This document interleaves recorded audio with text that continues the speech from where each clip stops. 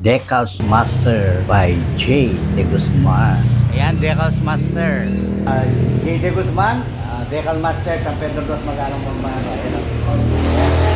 Dito nyo makikita ang mga talent ng mga Pilipino. Ito, nag-customize tayo. Ako na nagpili ng kulay pero sa kanya yung design na yan. Kasi nagustuhan ko talaga yung orange kasi parang kakaiba. Saka bagay din naman sa itim mga orange. Dami ko nang nakikitang motor pero ito ay nagustuhan ko sa aking motor.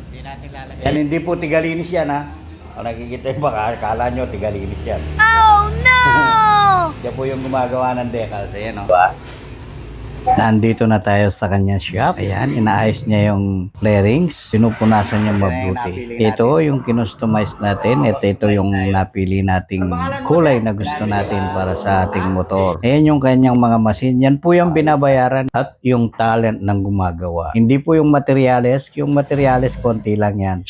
Pero yung talent nga, tsaka yung machine, yun ang binabayaran. Ipa-fast forward na natin. Ayan yung mga machine na yan, yan cutting machine. Para maganda at pino yung mga guhit na disenyo namin. Diyan mo makikita kung gaano katalent yung mga Pilipino. Enjoy lang po kayo sa panonood. Pag-like na lang po at saka pag-share ang video ito. Ito yung nakat ng machine. Natanggalin na yung mga excess. Nakita nyo naman yung talent ng ating kaibigan na si J.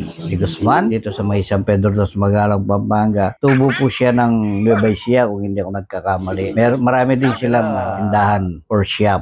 Tingnan nyo naman. Yan ang tinatawag na talent, di ba? Nagka-cutting, yan, yung kamay niya talagang filmi kasi pag pasmado ka walang mangyayari. Ito na, ito yung unang nilagay. Ayan, sana magustuhan nyo ang video ito. Pag-share na lang po. Ayan po si JP De Guzman or J. De Guzman ng San Pedro dos Magalong, Pampanga. Ayan, nasa pangalawang decals na tayo. Ito, nga po pala, yan yung ating NMAX Matte Black na nakuha natin. 2 years na itong NMAX na to, hindi pa natin napapagalaw. Pero may mga pinalitan na rin tayo. Ayan. Kasi gusto natin na presentable rin yung motor natin. Sa totoo lang po, hindi na-aarawan itong motor na to na matagal. Basic lang na araw talaga yung dumadapo dyan. Talagang ingat na ingat ako. Hindi ko po sinasabi na maselan ako na kasi pinangarap ko to. Pinangarap naming ng anak kong bunso na si Carl ang motor na to. Kaya iniingat-ingatan ko. Talagang maingat po ako sa motor na to. Ito, patapos na.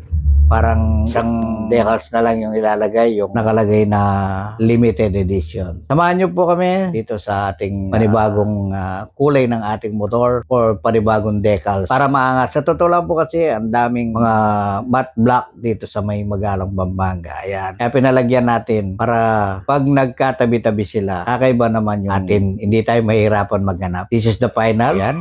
Magkabila po. Hindi ko na binidyo yung sa left side kasi yado nang mahaba. Ito, ayan ang final na ini-hit gun nila para madikit na madikit. Again, maraming salamat po JP De Guzman ng San Pedro dos Magalong, Pampanga Decal Master. Maraming salamat sa iyo, Sir JP De Guzman. Wow, sobrang nag-enjoy ako sa bagong look ng ating NMAX version 2.1.